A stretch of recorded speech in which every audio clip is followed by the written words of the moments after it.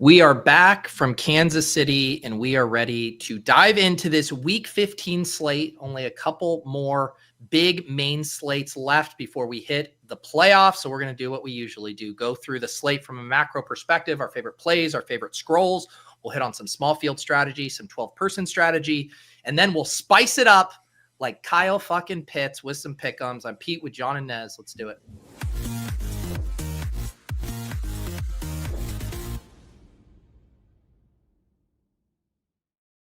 All right, guys, we're a little more sober. Our voices are a little less raspy since the last time you guys saw us together. I know we've all done our own Dawg Bowl recaps, but how are you guys feeling a few days later? I mean, little more sober. Speak for yourself, boys. I'm buzzing right now. I'm ready to. No, man, I'm feeling good. It's as nice as it was to be with you guys in person. I do need a little bit of a debrief and a detox for a couple days there.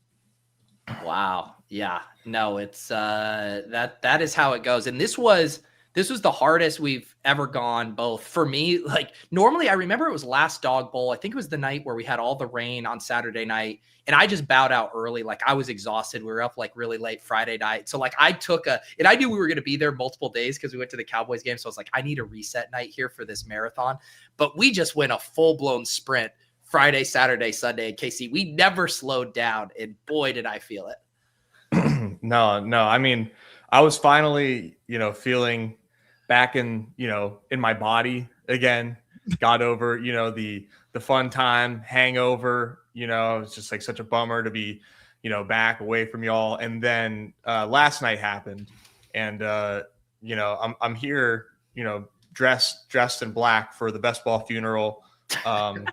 RIP. It's a celebration of life. It's a celebration of a great regular season that we all felt so sharp about, and it's only fitting that the take that we moved on from killed us in the end. So this is what the suit jacket's for, the black. It's a funeral. It's a celebration of life, and the life is the Week 15 Battle Royale slate is how we get it all back. I love that. Yeah, we're all mourning the Kyle Pitts game in various ways. I'm wearing a BBM 5 hat to remember the times where Kyle Pitts didn't matter in these contests that we played. John, how are you mourning or celebrating the spicy marks? I haven't looked at the exposures yet, so I'm just choosing to celebrate in the moment that we were so early, that we were always right. The thesis was so strong. I'm actually choosing this to be the celebratory moment. I'm not focusing on the here and now. I'm looking at the longer timeline of we were right all along, boys. There you go. And holy cow. So first of all, we have Gunnar Ross, who we all got to meet and hang out with in Kansas City, was a Dawg Bowl finalist, made these badges. But on top of that, I'm like, are these 20 gifted memberships? Is this just spillover from Dawg Bowl vibes? He is live in the Eliminator with a Kyle Pitts team. Wow. I mean, holy cow. We're talking head to head. You don't need to worry about 12 other teams like you do at BBM. My God, dude, what a way to start your week. Incredible stuff there. Wow, that is incredible. That is absolutely incredible. Good for him, man. What a dude. What a dude. That's so awesome. Good. Something to feel happy about. The only thing I wonder, Gunnar, are you playing Steampunk Mario? Because he was in the Discord this morning in the Best Ball Breakfast channel tilting about his Elim dreams being a lot or dead because he was going against a Kyle Pitts team. So now I'm just wondering, did we just get friends of the Deposit Kingdom and Badge Bros crime there? Wow. Hey, you know what, guys? That's not going to be the first or the last time this BBM season, this best ball season, because the advance rates from the community were off the charts. So, I mean, just permission to celebrate everyone getting there. How about that? Do you know who I just saw? So like PD just did a post like who I forget what the filter was, but it was like most advancing right now, which is just a proxy for most Kyle Pitts teams. My boy Razor, I think has 11 Kyle Pitts teams advancing right now. And I just want to say there was a reason I platformed that young man early on in this best ball offseason, is because I knew he had the answers to the test. He came on, his fucking dog was barking. He told me Jonathan Taylor was the best pick. correct. And apparently was loading up on Kyle Pitts as well. So shout out to Razor. Unreal. Jesus Christ, man. I mean, it couldn't have happened to a better guy. Yeah, the Pride of Rhode Island stays winning. We stay losing, but we will win in Week 15 DFS slate that does not have Kyle Pitts. I've been playing catch up a little bit after my travels, but have about 25 drafts under my belt, did my research, got the gems out. So excited to talk about this slate. What are you guys seeing here for Week 15? I mean, this is a very interesting slate in that I think a lot of people kind of, based on the spreads and totals, I feel like we kind of know who to target. And it's a deep slate, first off, kind of bearing the lead there. Very deep slate. So very scroll heavy.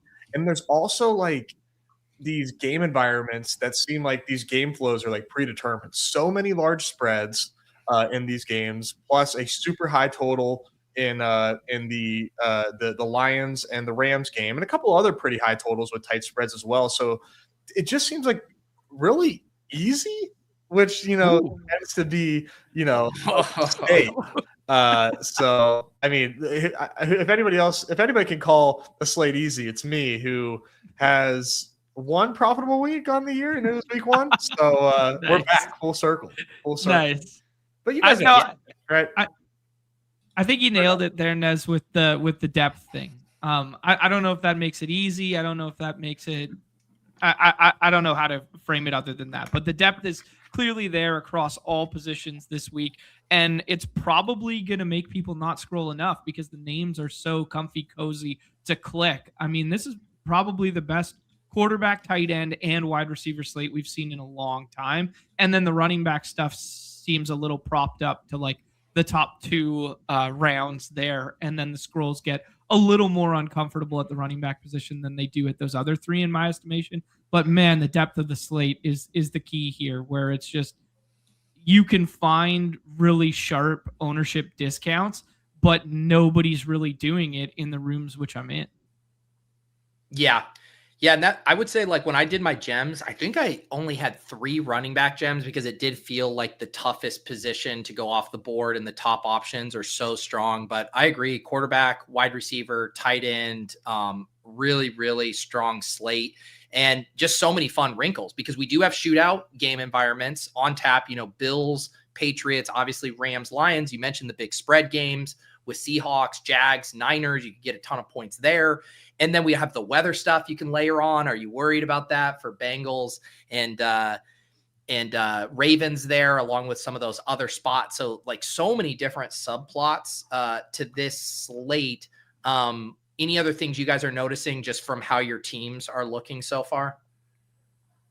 I was doing a lot of T. Higgins early, so I'm gonna have a lot of swaps, which I don't mind at all. I'm cool with the early information there, or the staying on the clock in that regard. I think that there's just a lot of fun scrolls, man. So it's just a matter of finding the right ones, I suppose. But I've got a couple off the board game environments that I like way more than the field, so that'll be fun to talk about.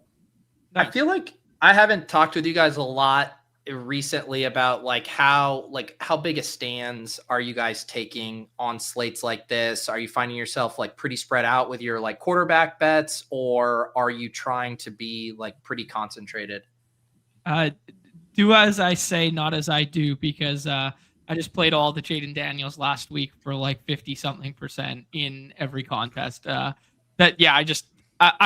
played hyper concentrated. This slate in particular, I think I'm going to be a lot more spread out than that, although there are a couple isolated ones that I like. I think the biggest thing I'm cognizant of in that vein this week, Pete, is just the stacking dynamic of how over replicated it's going to be. Because there are such quality of plays, you're going to see the Stafford skinny stack over and over again. You'll see the Burrow chase over and over again. You'll see Lamar, because nobody's rushing you to beat you to any isolated quarterback other than Josh Allen. So people are going to have different variations of those skinny stacks over and over. So I'm actually playing a little more naked quarterback this week than I usually do because of what I'm seeing, basically. Yeah. And they're like a lot of the quarterbacks, like Allen and May and Dart, 3 of the top 7, they're hard to stack, like yes, you can find a stack, but they don't feel good. Yeah. No, they feel quite bad. In fact, there's a lot of QBs that I like on this slate. And it's going to be really difficult to scroll past QB5 Drake May, QB6 Joe Burrow, QB7 Jackson Dart, QB8 Brock Purdy. It's so hard to scroll, but I think I will force myself to scroll a little bit here. So I want to be concentrated, but I just don't think I will be. I'm going to force myself to get off of the concentration and scroll a little bit. In terms of chalk plays that I want to get concentrated on, it's Lamar though. I want to have a lot of Lamar. And if I couldn't help myself, I would probably have like 50% Lamar Jackson in this game. Yeah. And then what percentage of that would be like naked with Zay or with the tight ends? It would probably be a lot of stacking, to be honest, just because of how easy it is. But I would probably say 20% naked, and then the rest with with either Zay, Andrews, and then like a sprinkle of likely in there. But just the fact that this game environment just sets up to be absolute fireworks with Cincinnati being able to keep up the pace, and Lamar finally showing a rushing ceiling last game against the Steelers. The way Cincinnati gives up yards to everybody, to me it just seems like such a sick Lamar spot, knowing that we can kind of see the light at the end of this ceilingless tunnel. I would say, as far as like if you're just going in and doing drafts, the thing that is the most comfy, that comes the easiest, that I think we're going to just see over and over, and I guess it's been true for a lot of slates, it's like you take Puka, you take Adams, and you take Matthew Stafford slightly ahead of ADP in the 3rd round to pair with him. And that just happens over and over again. Like looking at the rest of these quarterbacks here, like you kind of have to maneuver your way to get the stacks and to get it, but that just lines up so easy every time. Yeah, it was going a little less so this morning because of the Q tag on Adams, and there was like a little uncertainty associated with that. And I did notice Adams falling like a little bit, but the macro sentiment reigns true. And then we just got the notification that he expects to play. So that might've just been a moment in time snapshot. Yeah, let's stay on quarterback here, just because there is, plenty to talk about with getting down to it. I guess I agree with those top plays. Like some of the ones that are hard for me to get to, I guess like May is a little tough for me. I guess if you have James Cook, I kind of like that pairing, like Cook, May. How have you guys been playing May? Is it naked? Are you getting to Diggs' revenge game again? What are you doing with him? I did one May Hendo. That kind of lines up a little chalky at the right side of the board late in drafts, but I did do one May Hendo of like, what if he just does his best impersonation of Chase Brown last week, where it's like you don't need all the volume, you just need the 2 touchdowns, and one of them funnels through the air in that same matchup. So I did that one, but man, I was doing I want to say 7 of my first 10 were Jackson Dart teams. I mean, okay, if that secondary can make JJ McCarthy look like a usable, viable quarterback, like I understand the coaching staff might want to protect Jackson Dart and not let him run wild as much, and the rushing attempts and the design rushes might be down, but like if this kid just gets on the field and plays ball against this secondary and just goes and they just let him go, I think you're looking at like ceiling version of JJ McCarthy last week. All right, I'll keep asking the same question. What percent of Dart naked versus stacked up? I did. Let me just use my own sample of like the 7 drafts I did. I did 1 Theo and I did 1 Wandell, and that was it. So 5 of 7 were naked Jackson Dart teams. But I did do some game stack stuff, just given the fact that there's no Ertz on the other side and how concentrated the targets were with Mariota. I did the Terry stuff on the other side in a couple, and I did Debo on the other side in a couple. Yeah, that makes sense. As far as like Drake May goes, I am worried about taking Drake May with Diggs, just because I think that is just such a common pairing, and the way that May has spread out the ball so much this year that like I think that is in terms of like winning a BR, I I don't necessarily see it as being made to Diggs, but hey, maybe there's, this revenge game that we saw earlier in the season where, it was kind of Diggs breakout. But I would prefer to do it with May and Hunter Henry if I was to stack it, or otherwise just run Drake May naked. And just because there's so many good spots on this slate that like you just, get way different off of the May stacked teams. And Prey Booty catches one, Pop Douglas, Mac Hollins, rushing, obviously all those different scenarios, and play it that way, because you're definitely going to be in the minority, I believe, of Drake May teams if you play it unstacked. I just think the stack is just too easy to do. And so, I mean, and it's not wrong. It's just, I think, you run it out, run the proverbial Sims here, and I think the May naked teams hit top 1%, 0.1% more often. Yeah, and even when you're talking about like the Diggs revenge game, like he was still under 20 fantasy points. Like Keyshawn Booty's had the highest stack scored game that I'm looking at right now, and it was 23.8. Outside of that, like no other wide receiver on the teams crossed 20 as a stack partner in half PPR scoring. That's nice. Yep. Yeah, and it's just a weird matchup for fantasy, because it's like the two most attractive plays by a pretty good margin are the quarterbacks. I mean, obviously James Cook too, but it from a pass catcher standpoint, like nothing feels comfy there. And even Dalton Kincaid, right, in the absolute nutted matchup last week, is still splitting time, is still like, I think Kincaid has like a decent floor. It's just like the ceiling is actually kind of hard to see when you play limited snaps. Yeah, good point. Sorry, just in that same vein with the stacking stuff with May, Henry's actually the one who's crossed 20 fantasy points twice this season, 25 and 21. So that's kind of been like your quote unquote ceiling stack has been the tight end who's a scroll this week. Yeah, I mean, if you're thinking about like Galaxy Brain, or not even Galaxy Brain, but correlations, like something like Allen with Henry too, where it's like we have seen, the one thing about May too is like we haven't seen like giga nukes like we have from Allen, but he can certainly facilitate, one of Diggs, Booty, Henry having the big game. So I don't mind like the Allen with a New England piece either, as I just kind of think through how do I get into a shootout game environment here. Can we didn't do our other show this week, obviously, because we were doing hoops and stuff like that. Can we talk about just game environment for a half second before we go to running back or full scrolls? Yeah. Outside of like the obvious, like the three highest totals on the slate being Bills, Patriots, Lions, Rams, and Ravens, Bengals. Is there any like one that like jumps off the page to you guys that it's like, this is underrepresented in our contest, this is where I'm going? Anything? Panthers and Saints. Panthers and Saints. So you're going back to the NFC South. Well, yeah, I think that game is really underrated right now. Like everywhere. Yeah. What spot are you doing? Any of the quarterbacks, or just playing the skill position guys?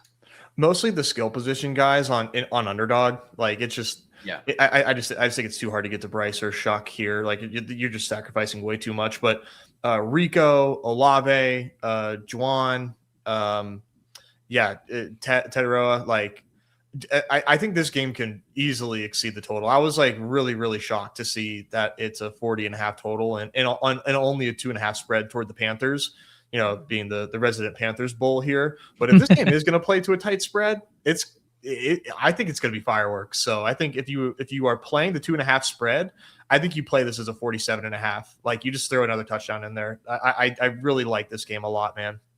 And you promised that this isn't a Nez hedge with I did see your exposures, my friend. I did see your exposures. That's a double down. That's a double down, baby. I have a ton of Panthers in best ball. That's why my advance rates, I lost 10 teams in week 14 because of the bye.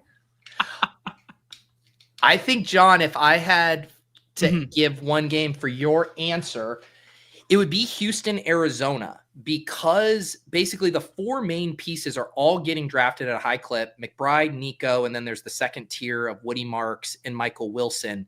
But the quarterbacks aren't getting drafted. Maybe a little bit of Stroud, obviously no Brissett. People very scared of that Texans D, rightfully so. And yet we're drafting McBride and Wilson because we're banking on 10 plus targets for each of those. So I'm thinking through that of like, you're going to have a ton of one-off of those guys. What if the Brissett garbage time just keeps hitting? What if like the Texans get pushed a little bit and we finally see like a Nico explosion? That's the one where it's like, I could see people having pieces, the individual pieces of that game, but actually understacking it relative to like how well so many of those guys project. Yeah, no, I like both your guys' answers there. Both two that I, hadn't really fully considered just yet. I was doing the Washington and the Giants game, so it's nice that we got some differentiating opinions here for the same question there. And then one more, like, I have a little bit of interest in like a Jordan Love skinny with an RJ Harvey bring back, something like Harvey's role has really, really improved over these past few weeks. We've talked about how you can run on the Packers still a little bit. And I think the Green Bay passing game getting Reed back a little bit more explosive. Watson's been awesome this year.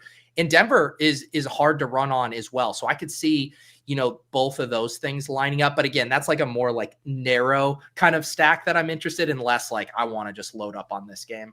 Yeah, hard to run on, and your number one running back who you feed touches to is banged up and may not go, but even if he does go, has a knee thing.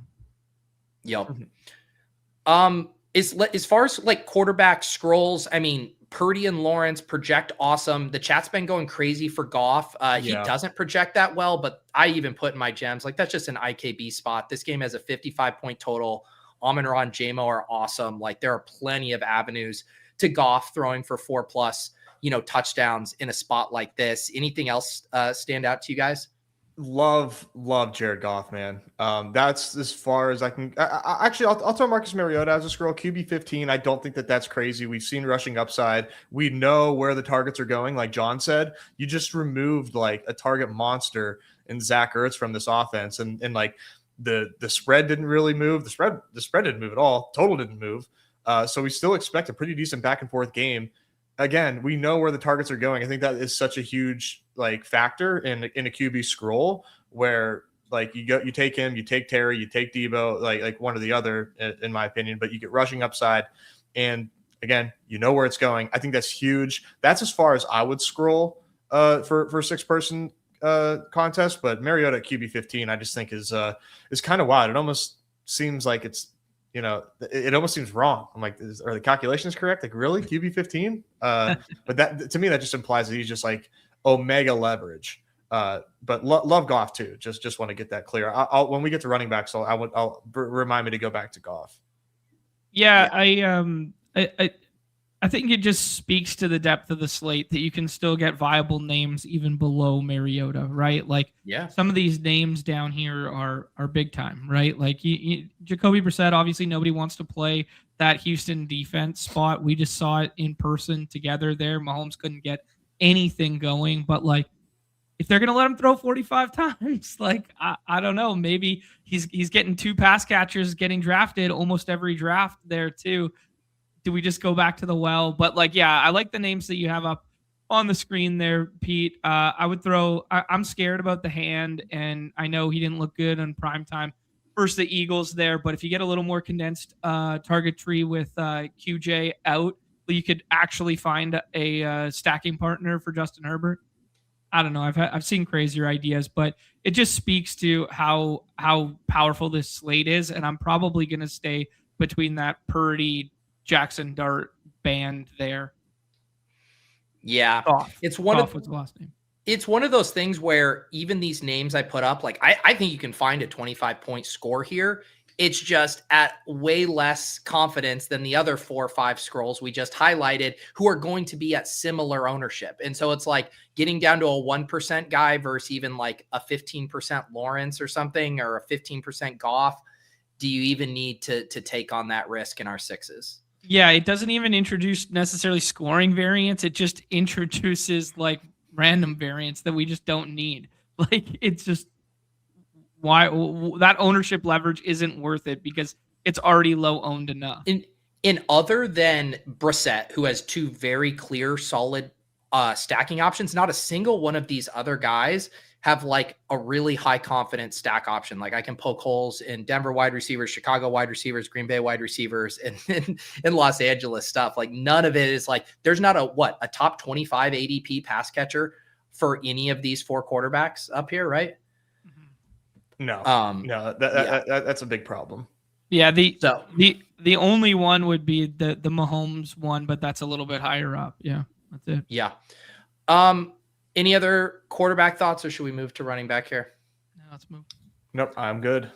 I've learned to do that. Ask for final quarterback thoughts, in case John goes, let's talk about Phillip Rivers. Let's just in case. Let's have the Phillip Rivers conversation. The right. Geno Smith conversation. All right, running back here, obviously really strong at the high end. I think through James Cook, all of those feel like comfy clicks. Do you guys have favorites at the high end? And then we could talk about some of these mid-range guys. I think I like Saquon and Cook more than Henry, man. Like I know the matchups cupcake for Henry, and it's second highest total on the slate there. He just looks cooked to me. I've watched a lot of him this year. And it just does not look good. And even the stuff that he used to be like really good at inside the goal line and stuff like that, like the success rate just isn't what it once was. So if people are just going to constantly pair Henry and Chase together at that right-hand side of the board, I'll just be the guy who pulls up Cook or pulls up Saquon with my Chase teams and forgoes the correlation. Ooh, man. I love Derrick Henry, dude. I love Derrick Henry. I think Lamar being back to full form is like a huge, huge benefit to Derrick Henry.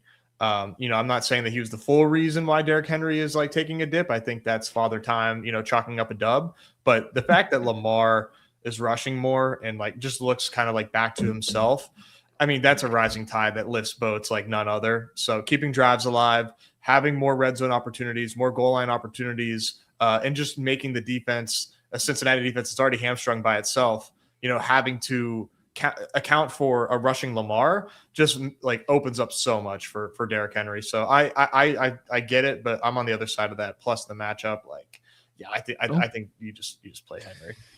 And I'm like the centrist that's had both of your angel and devil on my shoulder when I click that. Like I'm with John too. Every time I fucking watch Henry, he looks so cooked. We were watching him on Sunday in KC, and it's like this dude can't move. He can't make anyone miss. And yet on the other side, I'm like, he's going to get 20 carries here. It's going to be fucking cold. The Bengals are horrendous. He's probably like minus 300 to score a touchdown. And if he gets 2 touchdowns here and gets to 20 points, he's like probably an optimal second round pick. Yeah. It's cold, man. It's cold. It's December, baby. It's really cold, man. You have Joe Burrow, effing Burrow, the face of Cincinnati, talking about like, why am I even playing? What's the point? Like, how do you think the defense feels, dude? That's fair. Yeah. What about the Jonathan Taylor stuff? Can you click it? I have been. I'm fine with it. Oh. I'm fine with it. What's the thesis? Check down Jonathan Taylor. He just, I don't know. Like it. Okay, let's play the game. If Danny Dimes was starting this week, where is Jonathan Taylor's ADP? Like obviously it's still a bad matchup. It's still a road game. 2 playoff teams. 6 overall. Yeah, I mean, I got him broken leg. Danny Dimes. Yeah, I guess it doesn't. Yeah, I'd say 6. 1-2 turn. Give me 4 Jonathan Taylor dump offs from dead arm Rivers and see what happens. Yeah, I can buy it. The thing is like JT has failed against pretty tough run defenses with Dimes recently. Yeah. So just like, I wish it was like a more neutral matchup, because then it'd be a really fun conversation of like, can Rivers do just enough? But I mean, the combo, what Seattle has done to some of these teams this year has just been brutal. Like they just take away any points. I mean, dude, it's like you say it and like we know it, but to like visualize it like with statistics is a whole nother thing. when you look at EPA, like, and you want to do arbitrary endpoints, you can do this from like week 6 on. Mm-hmm. Seattle is like there's the graph of like EPA of defenses, and then there's Seattle like all the way in the top right. I mean, the best in drop back EPA allowed, the best in rush EPA allowed. It's gonna be bad. It's gonna be bad. I really don't know how it won't be. I'm scared for Phillip Rivers. I think what I would like is I got him. I think I've clicked him once, and he dropped to me at like 18 or 19. And I think I want, because like once ETN's off the board, I do think it's kind of interesting, right? Like his workload is going to be way better than Henderson. I mean, probably like better than anyone. Maybe a guy like Marks could have a better workload, but when you factor in the talent and stuff, so it is like a much interesting conversation in the 20s. But you look at the players going around him, and it's like, yeah, like Rashee Rice, ETN, even a guy like AJ Brown, JMO in the game of the week. It's hard for me to click him over those guys. Yeah, Nez, this is kind of crazy. I was just looking this up. Shout out to the Sam Hoppen charts here. You noted the EPA per rush, the Seahawks defense being number 1 in the league. They're 4th in success rate. They're 6th in run stuff. They're 7 in yards before contact per attempt. They're 4th in yards after contact per attempt. Like all these things are top 5 metrics. And then it goes heavy box rate. They're second least utilized. They're the defense that utilizes the second least amount of heavy boxes. Like that's crazy when you just put that combo together, that they're the best run stopping team and they're not even using the extra defender in the box. Like that's wildly bullish for them as a playoff team. Yeah, man. Like that is the formula, like doing it with, as little men as possible to get that pressure, to get that run stopping. Like that's what makes them so dangerous. Because for years they were like heavy box guys because they had Jamal Adams, who was like box only safety. So you always had that safety down. That's crazy to see. Yeah, man. So when we move past JT, we get to ETN. ETN feels like very fairly priced. I mean, monster team total. The roll's been awesome. I still wouldn't be shocked to see like Tootin come back and get like 7 to 10 touches here. Like, I don't think this is just like a runaway 25 plus touch spot for ETN, but like the matchup, the goal line roll, I don't know how you wave him there at 18. I would agree with everything you said there, other than the goal line roll, man. They've done the Tootin comes in for second down after ETN fails on first and stuff like that. So that stuff has me a little skittish, but yeah, I mean, only 2 touches last week for Tootin in that Colts game. So this is classic basketball mindset, but like 14-point, favorites. Do they just like, hey, we're up 14, we're a playoff bound team in the fourth quarter. Now it's Tootin to run out the game kind of vibe. Like, I don't know. That's one thing that runs through the back of my mind. Yeah, I was thinking about that too a little bit. It's like how many yards are on the table for ETN? I think it's a 2 touchdown game that you need from ETN. Yeah, I do think that it looks like it looks super, super safe. In terms of like winning a BR, would you rather have ETN or like one of these wide receivers that can really just like put up like there's so many wide receivers that look like they have massive ceilings compared to ETN here, who's like awesome floor, right? Like I would take ETN for 15, fantasy points to save my life. But in terms of like winning a BR, I kind of think that he's okay to pass on. I just don't think that the ceiling is really there. So like I hear what you're saying, man. I was thinking the same thing. Granted, we just saw 2 touchdowns against the Colts last week in like a very similar spot. For 20 fantasy points. But I think this is going to be a really high scoring slate. And that kind of gets me off ETN if I'm looking for like a flex. All right. Let's, we can cut it from there. We're into kind of scroll territory. You're looking at, timeshare backs, you're looking at workloads, but versus tough matchups. Or you're looking at someone like Kenneth Walker, who is in a great matchup, is the lead back, and has just burned the field back-to-back weeks, including multiple Dawg Bowl participants here in the chat still licking their Ken Walker wounds. But yeah, let's dance around and just talk about favorite scrolls here as we wrap up running back. I mean, yeah, I'll just like direct us to my favorite off the board game of the week and Panthers and Saints. And to me, that's Rico Dowdle as a fun scroll and Devin Neal. I think both these guys, if there's a lot of scoring, if there's a lot of goal line opportunities here, these guys can be really, really involved. We didn't quite see the passing work for Devin Neal like we expected, but he's projected for, like three and a half receptions here. And the point being is that I think this game has more scoring than what everybody else thinks. So if you buy that, then I think you like both of these running backs, especially Rico, who still looks really, really good despite, Chuba working himself back in to the fold here. I still think that Rico is who they prefer and who I think is better. Yeah, I'm a little scared about the Chuba stuff out of the bye, obviously, just with how good he looked before that. But I did a couple Rico clicks this morning. I like both those. Nez, I think that's pretty good. The Woody Marks and the Jacob stuff, they're kind of scrolly, but they're not really scrolly, but they have Q tag. I think I prefer the Woody Marks out of the two of them. I thought Woody Marks looked okay, but no Chubb. Yeah, I don't know. That one feels fine. Judkins with no other competition around him, and it's cold as fuck. I don't know. Maybe just give him the ball 20 times and see what happens. That's on my short list. RJ Harvey, won somebody the Dawg Bowl last week, or not somebody, Cognition 10, the Dawg Bowl last week. And then Hampton is like one of these, like, if he gets back to full this week and our quarterback's hand is injured, can he fully usurp Kamani Vidal's role and run, even though it's a tough run defense in KC? I like the Hampton call. I thought the Hampton was like a really, really sneaky scroll. The way that he kind of came out and already, like, I thought like looked pretty good from the jump there. Their line is terrible, and KC is definitely a respectable defense. But I thought that was pretty interesting, man. I thought like Hampton could be a really sneaky call there.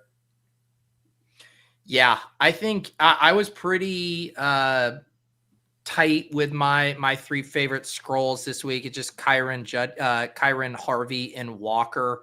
I'm fine going back to the Walker stuff. Like I don't maybe I mean I've been chasing him every week. I for some reason don't feel like burned by it. I still think they've had like some pretty wonky stuff with game flow, the way blowouts have gone, defensive scoring. Like Kenneth Walker still very much has a 20 burger in his bag here, and like the matchup, the team total, like everything says you just keep clicking Ken Walker. So I'm not going to let my sad feelings get in the way of that. The Harvey roll is awesome right now. And Kyron, man, like we all want access to this game. And if you wanted to like sell me on Corum, like you honestly could. But I still think Kyron, even in a 50-50 goal line split with Corum, is the better bet to see 15 plus touches here. And it's like, if this game, it was like, we think about that Rams Bills game last year where there's so many points. Both Kyron and Puka got there in that game. Like this could totally be a game where everybody's getting home, and like Kyron's the cheapest way to access this game in a non-crazy way. Yeah, there's one cheaper one. I mean, you talked about the Corum stuff, but there's also David Montgomery on the other side there that nobody's clicking that could easily fall into the end zone twice.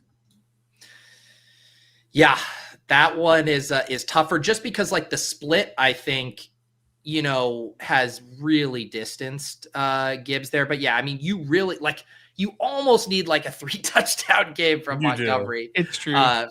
For that to hit. Yeah. You do. And just speaking of like Montgomery here, I think with Gibbs, I think the way to play Gibbs is stacked. I think you take Goff with Gibbs and pair like a really low on quarterback. The Gibbs ceiling is like 100% tied to the receiving work. Like that's how he gets there. So give me Goff, give me Gibbs in a game where I think it's just going to be back and forth, dropbacks like crazy. I think the Rams are absolutely going to do their part in terms of this being a shootout. Take Gibbs, take Goff, and like, you can double. I think Goff doubled is probably like the move, but like doing Gibbs with Goff, I think is a really, really fun way to get unique, just like immediately with your Gibbs teams, right? Like how many Gibbs teams are going to have Goff? I think almost none. So that just like that alone is like a really fun way to get different on those plays. And really, I just don't know that I would take Goff without Gibbs because I think they help each other out so much in terms of ceiling.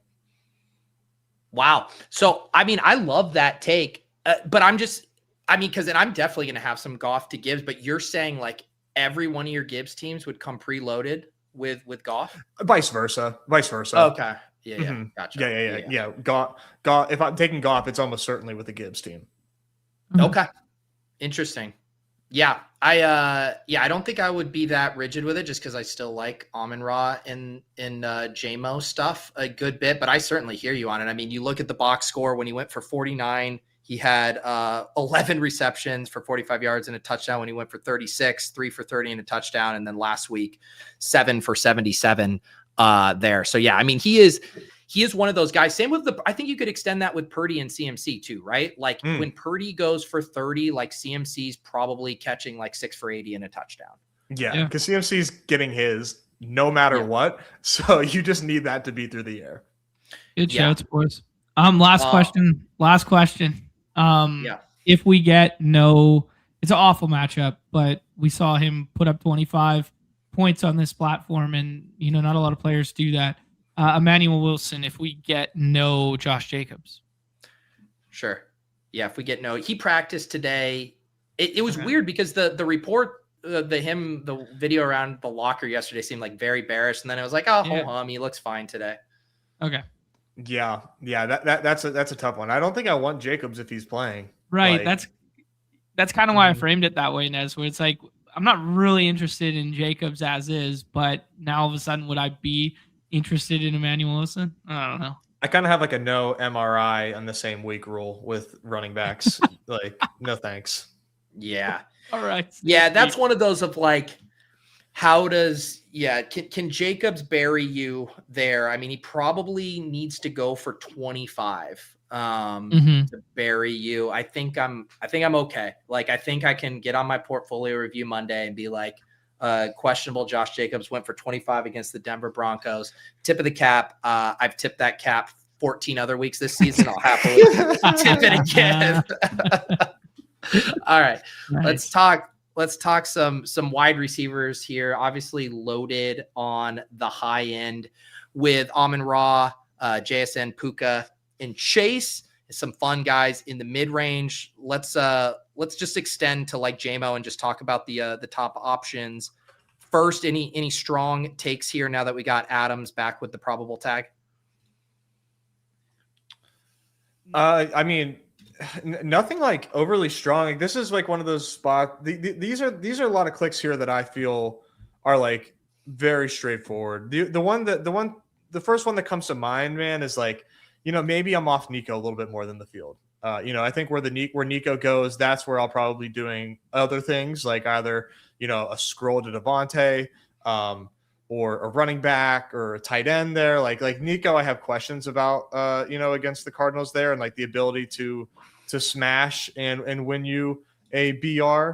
But like these top three, even down to Amon-Ra, wide receivers, this is like one of the strongest wide receiver slates I think we've had this season, dude. Especially now that T. Higgins isn't in, like it's wheels up for these guys. I think if you wanted to take Jamar Chase 101, I would not fault you at all. Yeah, I agree with you, Nez, where it's like the top three feel like an amazing tier. Then the next three after that feel like an amazing tier. Maybe 4 if you expand to Rice there. I was actually kind of feeling the opposite about Nico. Maybe I'm just pilled because we saw him in person. And I was like, this dude looks big as fuck, and this guy's way more athletic and better than I thought when we saw him live. Like, I remember just keep screaming that I was like, he's always open. He's always open, like over and over again. I might just have recency bias in that regard, but I will just say for the people, I'm going to put a little asterisk, and all of us were seeing things a little wobbly at that time of the night. So be careful with Jobs film watching takes there. Yeah, no, I like the line in the sand being kind of like that AJ Brown, JMO, and Flowers, where now we're talking about do they go every single time or not. But I'm pretty wide receiver pilled this week. I'm going to have more 3 wide receiver builds this week probably than most of the weeks up until this point. And I think that just speaks to like the strength of the upper echelon. Like you can get Rashee Rice as your 3rd wide receiver like a number of times out here. And I'm going to keep doing that. Yeah. Yeah, I saw some stuff on the timeline today about Rashi Rice, like man zone splits, and how this is a pretty good matchup for him. I don't really have any I'm not problem. What's that? I'm not holding those cold as hell drops against him from last week. Every single take that John has about this game is directly related to what we That's saw had to last buy week. gloves to hold his beer. You can't catch a football in those conditions. That's right. That's right. I do think there are some good spots too for, like pivots off of stuff like AJ Brown. I get that should be going there, but like the spread between him and Devonta Smith seems very big to me. It seems like a little bit of recency bias with these 3 big games from AJ Brown. Like I just won't even be phased whatsoever if Devonta is the one going for 102 in this really good matchup. I love Zay. Continue to be a Zay Bowl, but man, love the tight ends too for Baltimore. So I wouldn't fault someone from playing it that way. And then you got some of these guys back here who just project really well. Ted Arroyo is going to project well. Michael Wilson projects like God. Wando Robinson has a strong projection. People are excited about the Diggs revenge game. He did it earlier this season. Olave projects good. So lots of good stuff back here as I choke. That band between like wide receiver, let's call it 11, you can extend that band to about wide receiver 25, and they're all viable. Yeah, they're all going to be within fractions of fantasy points, and they're all there. I would say it's maybe a 2-point fantasy gap or point gap in terms of projection between those, and I think they're all viable and all playable. Yeah. Yeah, Nez, do you have any favorites down here in like the in the scroll territory? Let's say like post Flowers. Yeah, I think that's a nice cutoff there. Post Flowers, Terry is like my number one favorite scroll. Nice.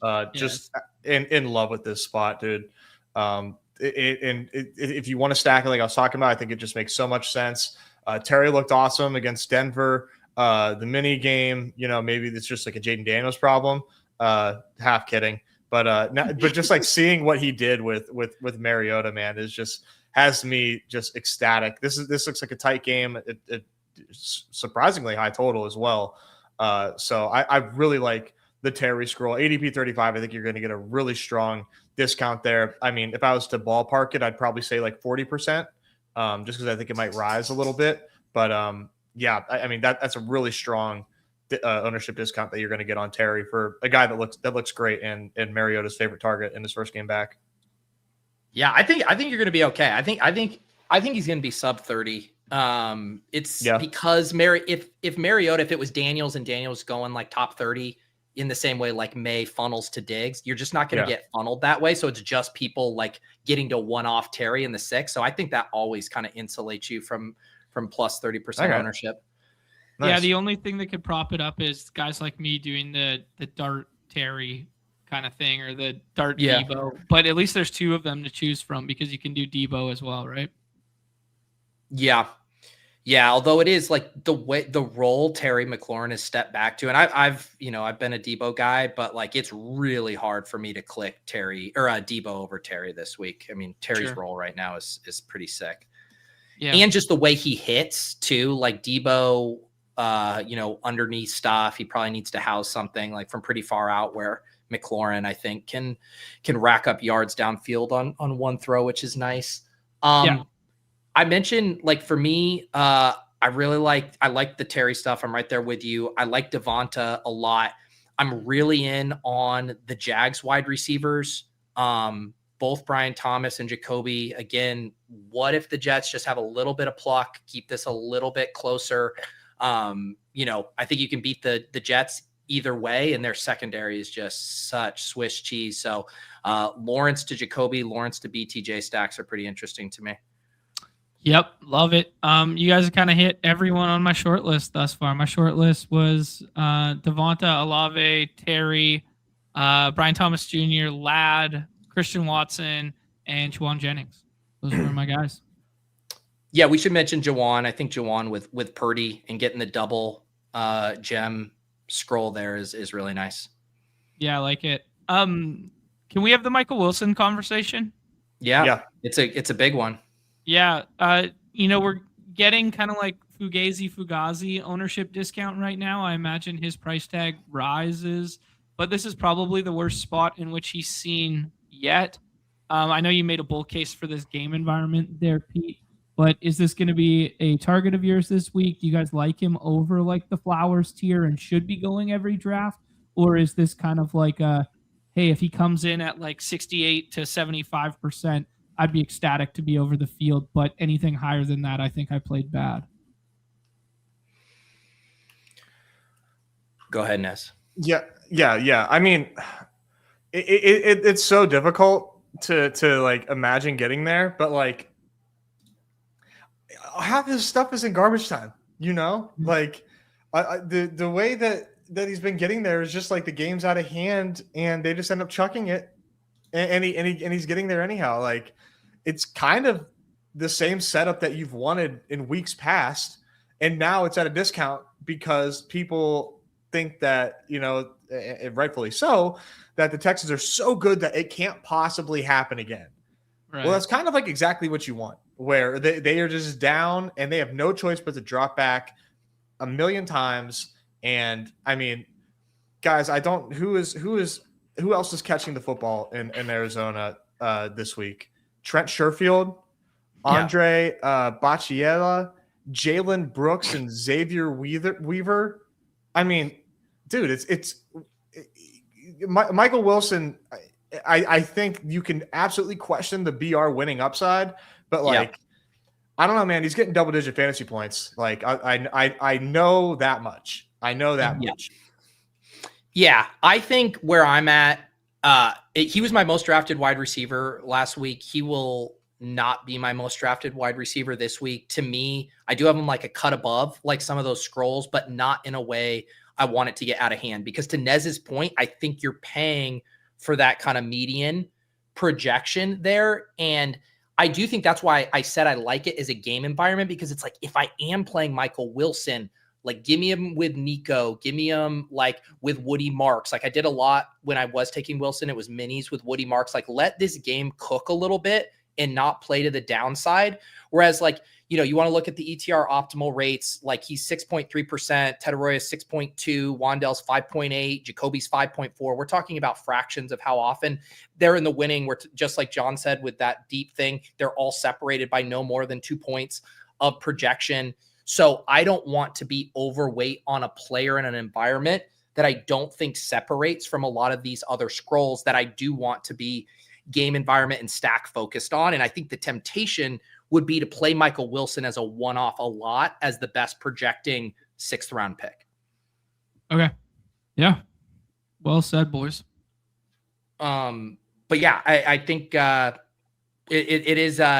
it's a fun one to talk through because he's just been so good without Marvin Harrison in the lineup. But man, I do love a lot of those spots. Like no one would be surprised if Terry McLaurin outscores Michael Wilson this weekend, right? And so no, like, you can go down the line with that stuff. So I just want to be careful with it, because like if you are using the solver or whatever, like you're going to get suggested Michael Wilson a shit ton. If you are blindly clicking that button, you will have like 45 to 50% Michael Wilson this weekend. Right. So be safe out there. Yeah. All right, let's talk tight ends here. We got a couple of the big dogs on the slate. McBride, which, we can have a tangential conversation with him versus Houston. George Kittle, Bowers, Fannin with no Njoku coming off the Newt game. He's in the conversation, and then tons of viable scrolls. What do you guys like at tight end? Go ahead, Ness. I mean, I like the Trey McBride discount a lot, man. Pick 15, Trey McBride, dude. That's really hard for me to say no to. Really like George Kittle, but is this a George Kittle smash spot? I'm not like entirely certain, but I still like Kittle over Bowers. Bowers is a really difficult conversation because it's Kenny Pickett. We know for a fact that Pickett is starting here. How much does that help Bowers, if at all? I don't know, man. We see a lot of these backup quarterbacks coming in and just absolutely pepper the number one target. So I guess you could nowhere else to go but up, I suppose, if you're gonna play that thesis. But just the fact that Trey McBride's ADP 15, and I like some of the guys behind him like enough. I really like Trey McBride in a game that I just think is going to have a ton of dropbacks. Just kind of playing the dropback thesis. And I don't see a lot of like super smash tight ends. Unfortunate for our bags on this one.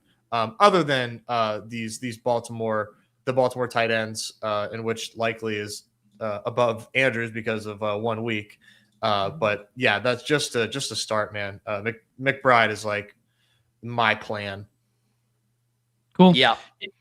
I like the ownership discount angle on, or not ownership discount, but the discount in general on McBride narrative there. Like, this is a guy that we've been playing 1-2 turn for. So if you can get overweighted in the third round now with two of those top upper echelon picks, and then you can scroll with your next two, it makes builds look really good and really well projecting. So I'm in lockstep with you there.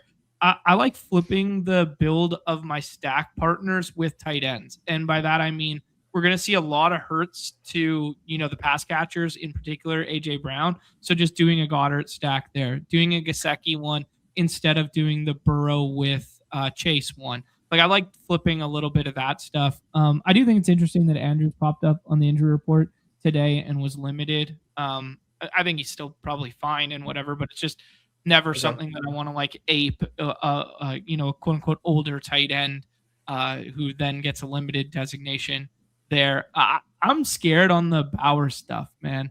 Like Kenny Pickett, little small hands Pickett in the cold weather there, 30 degrees. And he was on the Eagles last year. You think they don't got the book on this cat and let him walk out the door after they saw what they had in him? They got the book on this kid, man. This kid's 112 yards higher, lower in the John model for passing this week. I will just say, not that we have to rush, but this might be the most beautiful off and on the clock we've ever had, because I just got a notification from Underdog that not only is it off and on the clock, but it's boost o'clock, and we all have 30% boosts. So the pick'ems, I hope I'm not speaking out of school and everybody else has this too. Nez, did you get this? I do have 15. Yes. So they heard that off and on the clock was day gone. So we're going to be in our bag here. We also have the post week 14 stimmy in the count. Watch out. Oh, that is beautiful. Oh my Lord. Yeah. I mean, final thoughts on tight end. Obviously, the flow chart for the Ravens tight ends, like, I don't know how you can say anything bad about either of those guys. The Henry and Kincaid stacked up. John mentioned Goddard. Theo with Dart looks good. Gesicki with Burrow. Strange with Lawrence. Like, even Schultz with Stroud is completely off the board. In really low owned, Schultz continues to command targets. I think I'll be playing this about down to Schultz. Like, I'm probably not getting to Parkinson, Gadsden. You could maybe sell me on Loveland, but deep tight end scroll slate. Yeah, very much so. And I think everyone's going to hover around those top 4 that are going to go almost 100% drafted, and then people will start scrolling.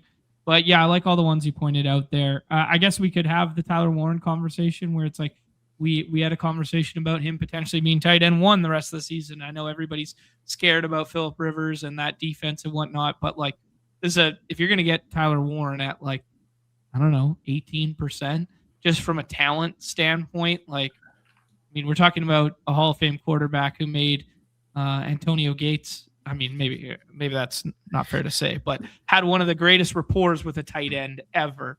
Let's frame it that way. Why can't Tyler Warren get in the end zone once or twice? Are you worried, though, now that they have a mobile QB back behind center, maybe Warren loses his Wildcat snaps to Phillip Rivers? Dude, can you imagine Phillip Rivers just like tush push and he just dies? Like, he just doesn't even come back up. He's just like laying there as they clear the scrum. He died doing what he loved. I don't know, man. I think he's ready for that. He has grandkids now, so he's used to them like piling on top of him. That's true. So he can handle just that. Dad strength, grandpa strength. That's when he realized. Yeah.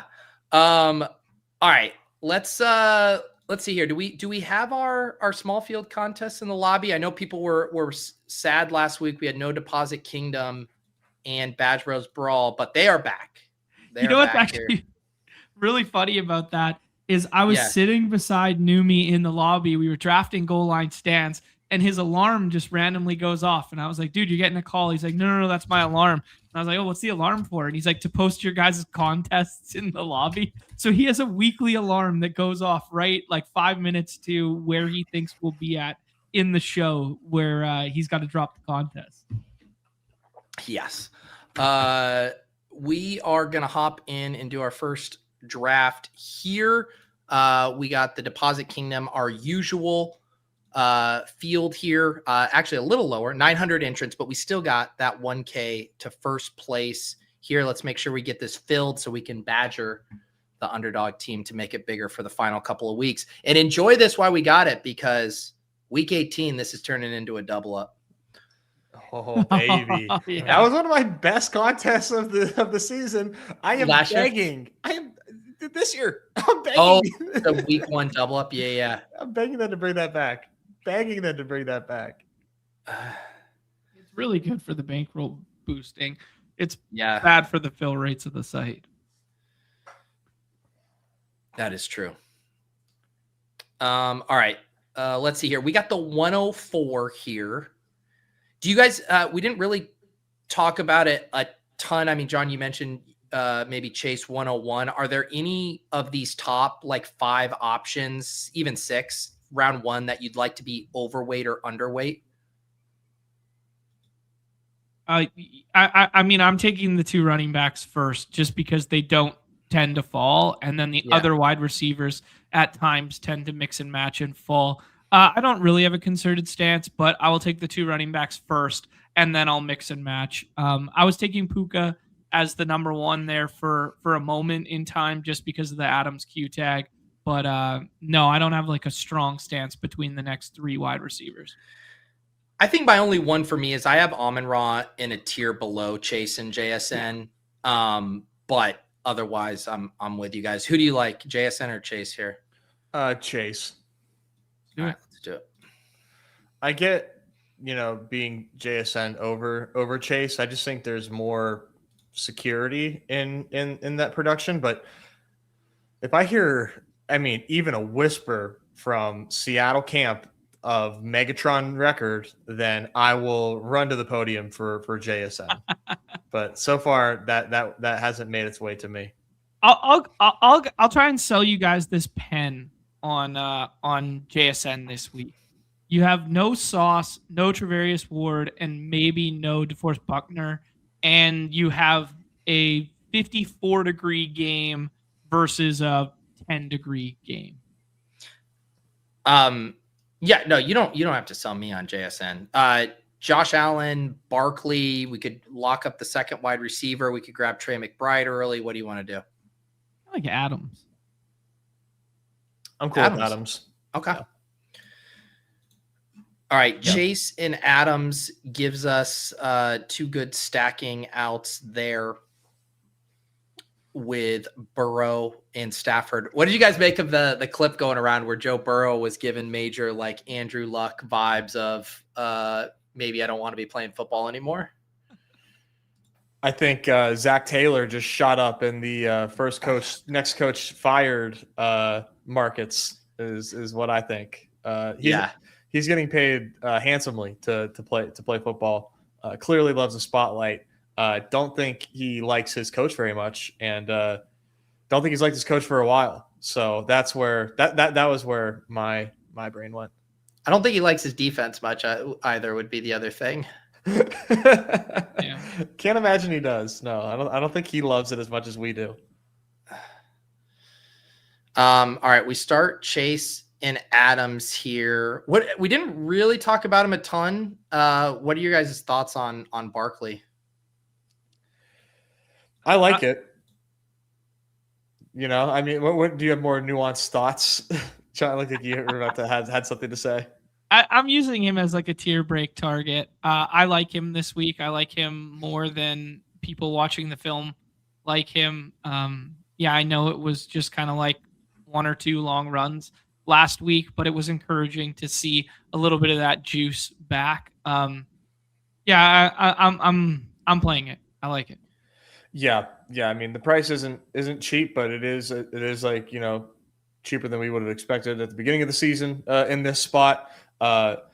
There's something too about like Jalen Hurts being really, really bad right now that maybe this is just a Saquon game. Like even in like in a layup spot, can Jalen Hurts even get there? I'm not even sure. Like I think this is just like Saquon go Burr type of stuff, and they get ready for the playoffs because that's gonna have to be how it's done is via Saquon and the defense.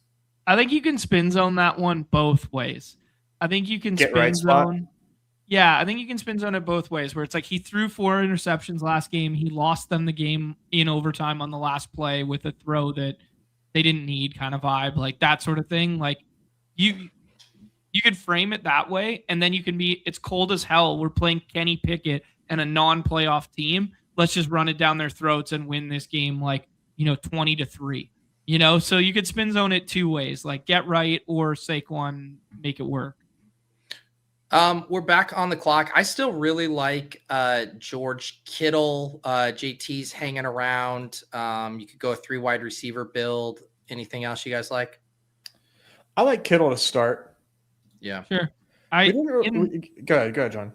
No, in this spot when I was doing the stuff on my own, I was always doing Taylor or Rice over the Kittle tier, and then just kind of playing the depth of the tight end once Trey is gone.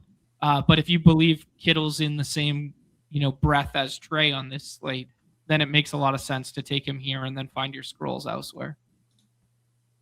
Yeah, I do think he is. I mean, I think McBride has a higher floor and Kittle has a similar ceiling. Would be how I think about it. I've noticed in drafts that there's like a clear, defining line in the sand right here, where it's like once that tier of tight end goes, now you can do whatever you want, kind of thing. I'd be an advocate of Stafford. I was just gonna say, I feel like if you're clicking Adams, obviously he can get there by himself, but it's a 2, if not 3 touchdown game, where he's just really smashing. If I'm playing Adams ahead of ADP, I would rather take Stafford than if I'm playing Puka ahead of ADP, if that makes sense. For sure. Yeah, because Puka's ability to rack up fantasy points without touchdowns is just nowhere close to. They're like the inverse in that way. Yeah, look no further than last week. And the price stuff, your round 1 picks, they should be able to get there without a stacking partner as well. Where I think Adams is a little bit more reliant. We didn't really talk about 2 running back versus 3 wide receiver, just because it's almost like implied that it's always a 2 running back slate. I really like 3 wide receivers this week. Okay. Yeah. I noted. Go ahead, make the pick first, and then I'll share. I'm Team Hendo here. Okay, let's do it. I haven't clicked him. I think this is my first click. I've not been on him, so I need to get some shares. I would personally. I just think there's a lot of outs for him, right? High scoring game, potentially passing game work for him. Bills on the ground have just been beatable, so that's where I like Hendo. Yeah, well said. Less design run stuff for May in the red zone recently too. Yeah. I was in lockstep with you there, Nez. I mentioned it when we were talking wide receivers that the depth of wide receiver this week makes me feel like this is going to be my highest owned 1-1-3-1 builds week. Yeah. If you like the 3 wide receiver, you could do Zay opposite Chase, or we could grab a scroll running back. Let's scroll to a running back. I'd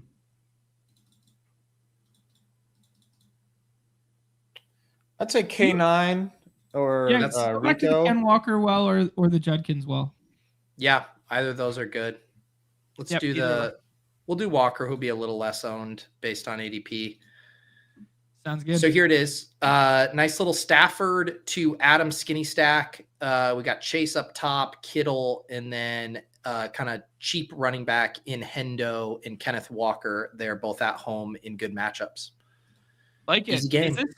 Game. Is this a dumb biases in my mind where my mind went away from taking Flowers with the game correlation because we didn't take Burrow or Lamar and we had the skinny stack of the Stafford, where it's I don't want that game to fully pop. I just want Chase to pop. And if that game goes full north, then I wouldn't want to have the correlation. I'm with you on that take. Okay. Yeah, I'm also kind of like DJ Turner pilled too. A little bit. Yeah. Every time it comes up, this is like the easiest spot to believe in that too, right? Because there's like there's a million ways the Ravens can score 4 touchdowns here. So yeah, I think it's easy to get off it.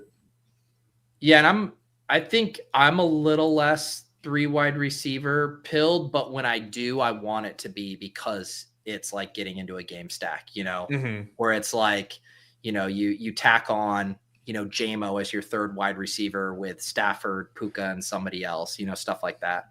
Yeah. Yeah, I'd be about it there if it was JMO instead of Flowers. Also, no Trey Hendricks in there too. Yeah. Bengals game.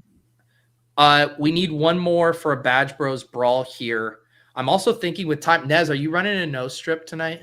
I don't think so. No, not. I got my folks here, so okay. Yeah. I'm just thinking I need to be done in like a little less than a half hour, so we might have to decide between like pick'em spree or a 12 a goal line stand because everybody sat on the clock and took their sweet time. I know. Last draft. I think pick'ems make sense. Yeah. I love the 12s, but I think we got to pick our poison here. Yeah, especially with the boosts burning a hole in our pocket right now. Yeah. We'll see about tomorrow about a no strip, but tonight's a no go. Yeah, and I'm doing an after dark tomorrow. I was just gonna solo draft and tell some stories from KC in Vegas and just catch up on drafting. So, and you're more than welcome to join Nez if you want. You too, John, but I know Nez does the night streams sometimes. Okay, nice. We could do a little crossover like we did that one time if you wanted. I'm peak Christmas party season tomorrow. We got 2 of them that we're gonna bounce between. Nice. You guys want to lock up Gibbs here? Yeah, let's do it. Mm-hmm. Because you're still we don't have to show off yet. Yeah, you'll get one of those big 3 on the way back, and then we can mess around and find out. Yep. I might take something from the show notes here. Chase? Yeah. Chase. Yeah, Nez setting up his golf to Gibbs. Yeah. There's a scroll, maybe the scroll, but I'll save that one for round 6. Right. Yeah, I was gonna say lock up the tight end. Yeah. Yep. The formula. And I think the Trey pick in this contest in particular this week should be, a staple of like pick 8 or 9, 10. Mm-hmm. Let's see here. So yeah, if the running back. This feels good. If he doesn't take one player, there's a real nice finish for us, I think. Are you thinking Adams opposite? Yeah, you do the Adams, then you do the running back, and then we I'd take Adams. Yeah. I like and then that. get Goff last. Yep. Yeah, and then we can go Cook or Barkley, or do you want to scroll? Could do ETN for a little less ownership. I think your scroll to Goff is going to be so low owned, like we're talking like less than 10%, that I would just take the leverage of Cook taking away Allen teams. That's true. Yeah, that's good. I like that. Yeah. So yeah, we get the Goff to Gibbs stack. I also, Nez, the more I think about that, that's a fun one too, because you could totally see scenarios where like Amon-Ra and JMO each score like 16 and get outscored. But like Gibbs has 30 and Goff has like 28. Like I can certainly see that. Mm-hmm. Yeah. I'm playing it that way. Yeah. Just thinking about like monster ceilings, like who's the likeliest to get there. And I do think it's those 2. All right, there it is. The little Goff to Gibbs. Nez's play of the week there. Cook Jamar Chase, Devonta Adams, Trey McBride. So yeah, nothing like too scrolly other than Goff, but the combo of the Goff scroll and the pairing with Gibbs outside of lurkers of this show duping us should be pretty low owned. Eyes on your own paper. Yeah, but continue to watch the show and please hit the like button and subscribe and pay attention to everything we say. All right, it's time.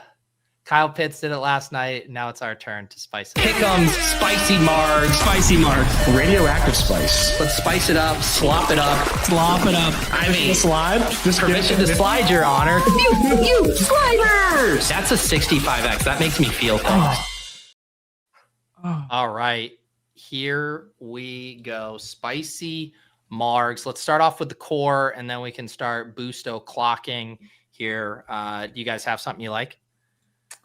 Oh, yeah. Yeah, permission to go first this week. But I want you guys to choose, okay? Yeah. All right. I already know which one you guys are gonna pick. I like the Jonathan Taylor receptions and receiving yards. I think you guys don't. So we're gonna skip over that one, I think, and we're gonna go to Judkins receiving yards of 9.5. I don't honestly, John, my dislike for JT is a ceiling play in the BRs. If you want to sell me on him catching 3 dump offs from a man who can't throw the ball more than 16 yards down the field, that doesn't, you're not going to have to twist my arm. Okay. So you guys pick between either of those because I really like both. Judkins has got there in back-to-back weeks, and you're in a situation where they're going to be without all their running backs other than him. So I think the passing game could expand for Judkins this week. So I'm good with either. Taylor probably feels a little bit safer in a trailing game script with a shoulderless quarterback opposed to betting on the Judkins Shadur one. I'll let Nez decide. Between the Judkins receiving and the other one was JT. Yeah. So I think if you go Judkins, I would just say I'd probably just go yards instead of receptions. Yeah. You'd probably go receptions. Yes. Those were the choices. Yeah. Judkins receiving yards. Yeah. I like that one. Nez, what do you got? Yeah, we're going back to the lowers here. What? I'm going lower. Breece Hall rushing yards. Don't really understand why this is at 60 a minute ago. Why this is as high as it is. They are 2 touchdown underdogs here to the Jags. The Jags very stingy on the ground here. Even with I believe Brady Cook at quarterback, I don't just think that necessarily equates to success on the ground or the volume there. I think this is pretty fun lower here, and I think it speaks for itself. I like it. You know what? Len Keith was in the chat blowing up my pick earlier. But we're doing Michael Wilson targets. We are not messing with efficiency. It is docked down to 0.88, but we're going to get the boost to offset that. But I mean, the games without Marvin Harrison, 18 targets, 15 targets, 16 targets. I mean, it's set at 7.5 targets. It almost seems comical. We could even slide it in certain ones, but with the core and all these boosts, I say we just lock in this nice little W here. Love it. All right, here we go. Yeah, so if you do the 50% boost, you can get it up to a 7.42. If you use the 30%, 6.56. So still back over that 6x that we're generally aiming for here. What was the update? Did something get moved? Oh, Breece Hall just went back up to 61.5. Nez, I'm going to lock that in. There we go. Jeez, right as soon as they took my damn money. Yes. All right. There is it in the private chat, the public chat, all the chats. There's the core. Bring us back to Valhalla. And now let's let the hands fly here. Nez, you got something else you want to start us with? Well, I think there are 2 games that that I'm thinking about, and I'll let you guys choose. It's my Saints Panthers game or it's Giants and Commies, what would you guys prefer we go to? Let's do some Giants and Kami. Yeah, me too. All right. I like it. Yeah, nice little another divisional showdown here. Yeah, I think this one is like extremely straightforward as far as what we want to do, but we can look through the menu and see how we want to attack it. But I think we start with Wandale. I know I was hyping up the commie side of things, but Wandale has been just super solid. A lot of different ways we can attack him. What pops off to me is 5.5 receptions off the top, a little bit of a boost in the or a boost in multiplier at 0.07x. That would be my suggestion to start this.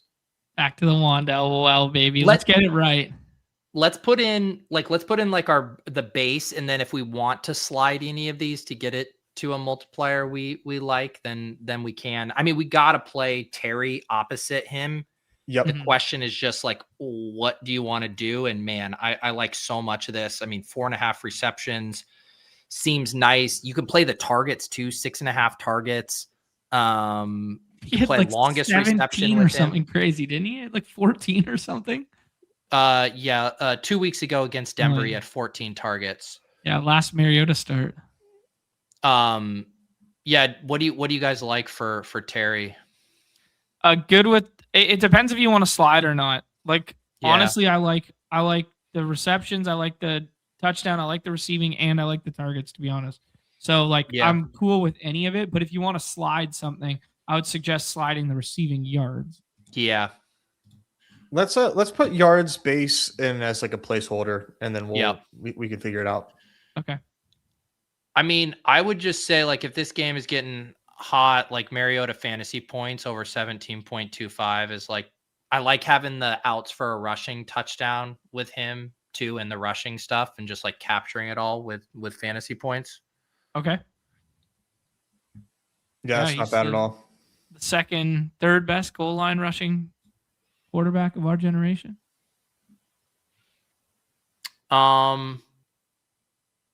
What else do you guys like?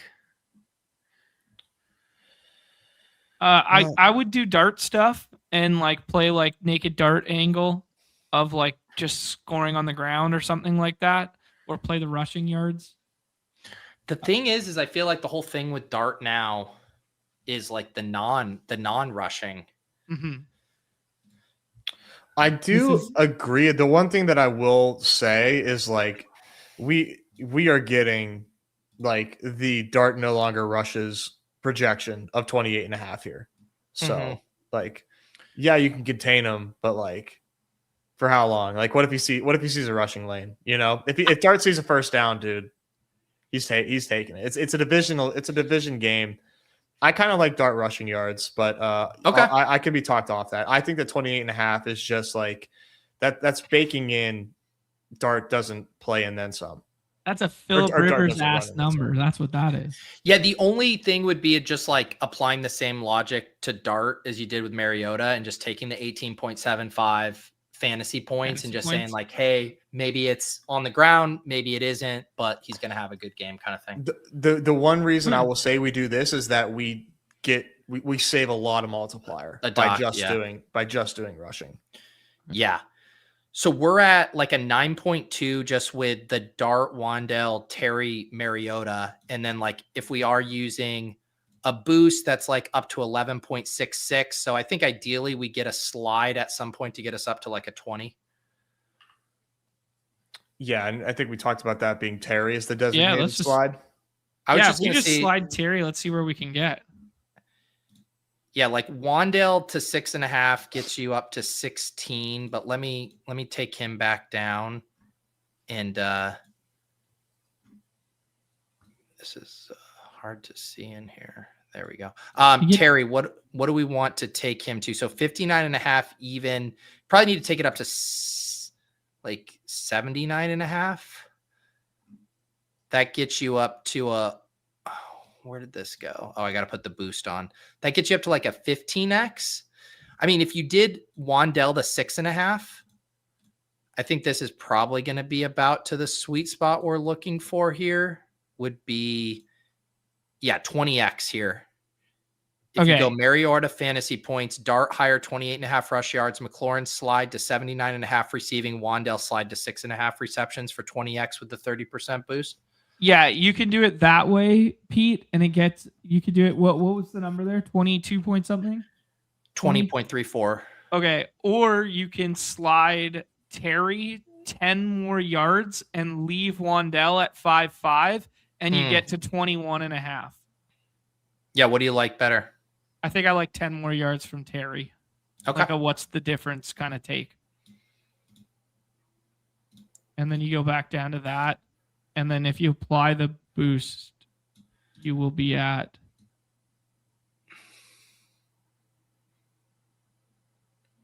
Which one do I need to get rid of? A McLaurin. Okay. You have two. There we go. So I'm seeing 17.92, John. Oh, champions. Oh, okay. Yeah. Whatever. Okay. So what do you guys like better? 89.5 Terry, 5.5 Wandale, or 79.5 Terry, 6.5 Wandale with a better multiplier is what it comes down to. Yeah, now given the champions versus my difference, I'd probably slide it back the other way. That's what I'm thinking. Apologies for derailing. No, it's fine. It's like nice that Underdog sticks both in here, but then on my small screen, I'm like having to go back and who do I have multiples of? Yeah. Okay, here we go. All right, that gets us to the 20.34. So I'm gonna lock that in there. Perfect. What are my errors? It's saying, hey, it's sometimes it's about like the order in which you apply the boost. It's goofy. I'm not quite sure why, but you got it. And well, now it just took out my Wandale. I don't know what happened there. Yeah. And it took out both.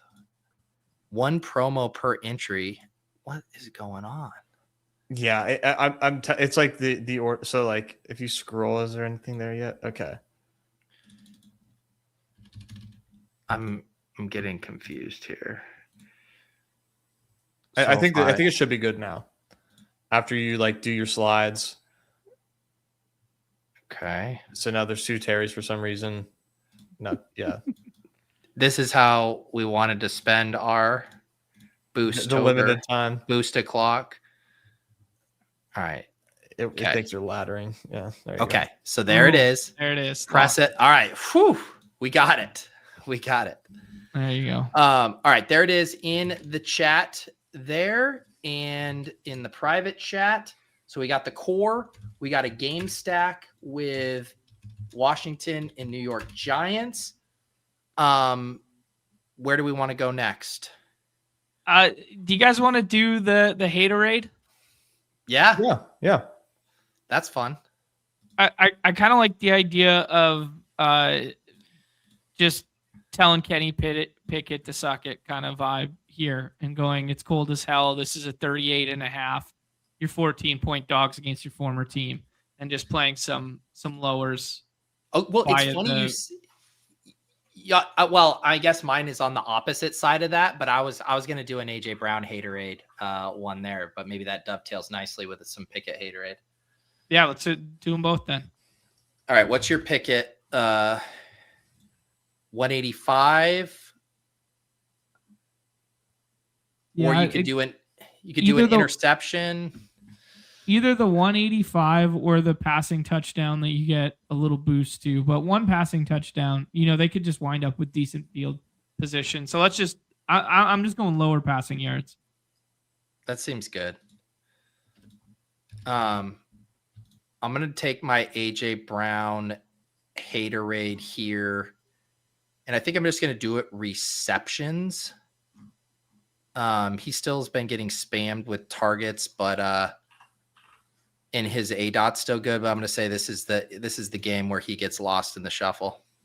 All right, so we got a lower Pickett yards, lower AJ Brown receptions. I know this is a haterade, but I would love to take a higher, and I'm going to do Jacoby Brissett higher interception. Oh, okay. So we're okay. Well, that's still hate. That's still hate. You're so funny.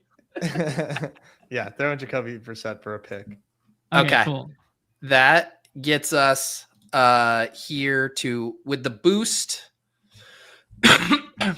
Okay, come on. This is I am not having a good boost o'clock here. I mean, they were waiting for me to say it. There they go. You know what they did? They had to take 0.01x off of the Jacoby Brissett pick before we could play it. And now the AJ Brown one is unbelievable. Oaks. All right, did we get it? All right, there a 4.87. This haterade here. That is so not hateful, but I like it. This is the saddest. Kenny Pickett lower 185.5. Jacoby higher 1.5 interceptions. AJ Brown lower 5.5. Please note that Oaks only shifted your guys' projections, not mine. So that speaks volumes to what's taking place in this one. That's right. That's right. Let's do a Giga slide on like either JMO, Gibbs, Puka, something there. Why don't we run it back with the Michael Wilson targets and then we slide the Jamar Chase targets to the moon? And well, can we slide Wilson targets too? Yeah, that's what I mean. Yeah. Okay. Yeah. We'll slide them both to the moon, where it's like we just play. These guys are the alphas right now, in their own respects, and slide them to the moon kind of vibe. Yeah. What's that? Yeah. So if you do Michael Wilson 12 targets, Chase 14 targets, that's a 31x right there. You know how you can make this even more X? Please. JMO 9.5. I mean, come JMO. on. Is that crazy? Let's run it twice. Let's do like this. How about and can we do it? Can we do Michael Wilson with both of them? Sure. Like run it twice with the Michael Wilson. Yeah. We can do whatever the hell we want. We can do whatever the heck you think we. All right. There's Wilson targets, public chat, private chat, and reuse players, and then.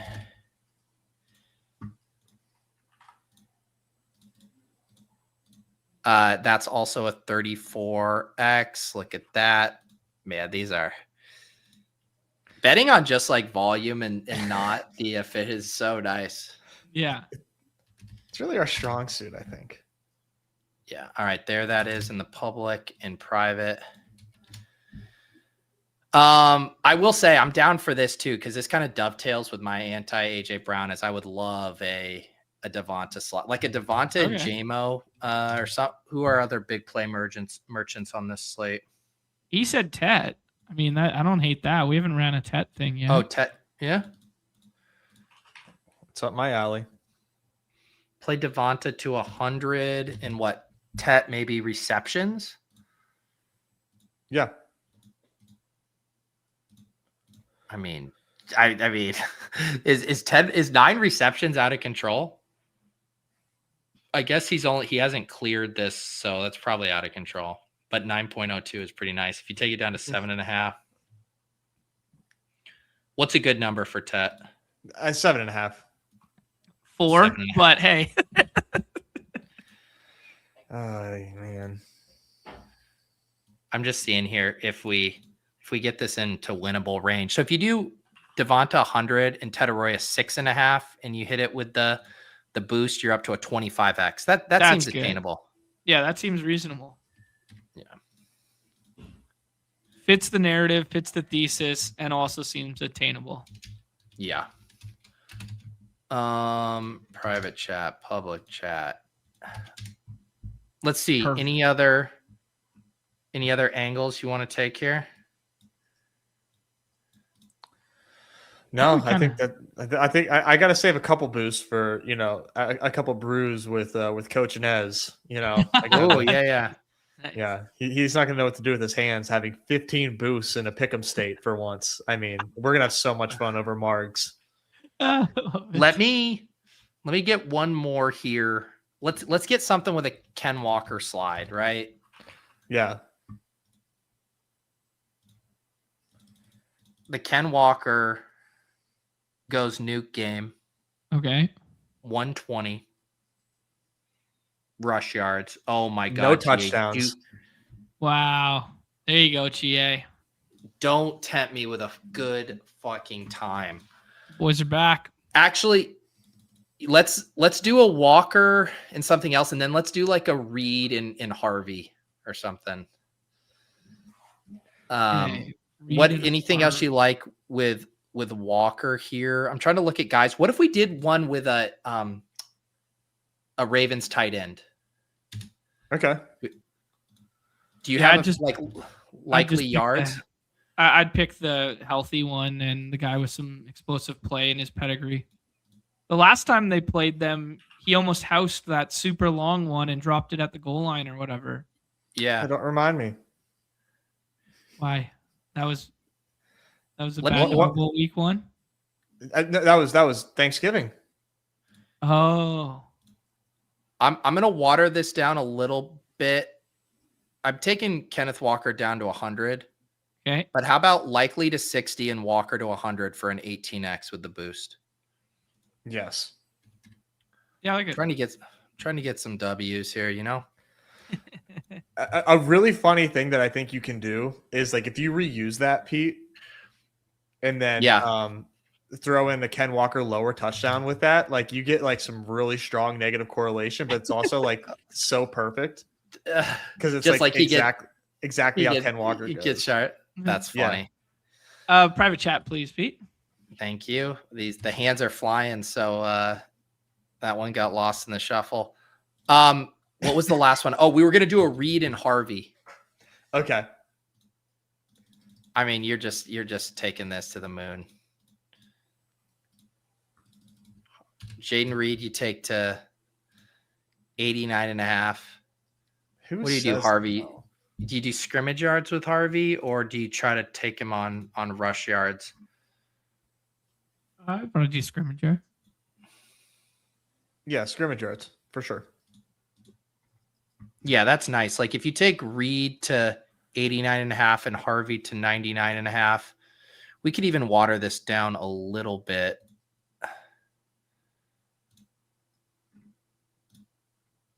Reed to 79.5, Harvey 99.5 scrimmage yards. That's close to a 20x. Like it. Let's do it. All right. Shout out. What's my error here? Let me get rid of the there we go.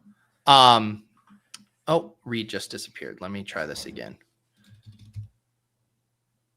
And then we will call it here. All right, there it is for you guys.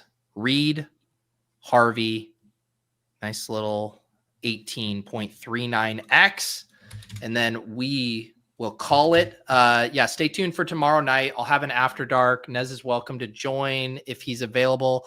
We'll just be ripping some drafts, telling some stories. Otherwise, I got the week 15 cram on Sunday morning. Anything else for you guys? No, that's it for me, man. Folks in town, like I said. So, if you see me in the streets, it's probably going to be a lot of autos unless it's late at night. And Coach Nez and I are crushing some drinks and going back and forth to some drafts. As he tells me how sick his Badge Bros Brawl teams are. Like, I know, man, they're all sick, but he loves to. I got a really good team in the Badge Bros Brawl.